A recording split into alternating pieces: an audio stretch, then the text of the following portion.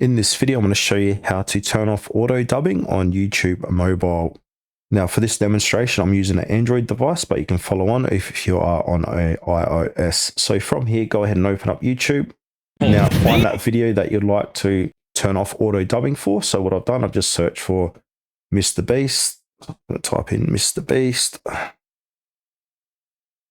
So I use this video for demonstration. Now I'm going to pause it.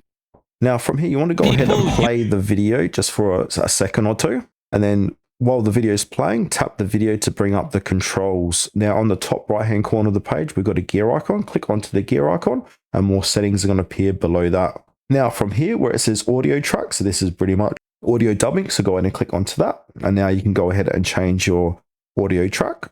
So from here, we need to find the original track. So if it says whatever language you're listening it to, so if it's in my case English original, if I go ahead and click onto that, audio dubbing is going to be turned off.